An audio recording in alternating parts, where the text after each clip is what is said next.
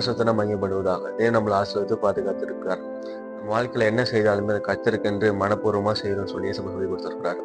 கொலோசியர் 3:24 எதை செய்தாலும் அது மனுஷனுக்கென்று செய்யாமல் கர்த்தருக்கென்று மனப்பூர்வமாய் செய்யுங்கள்.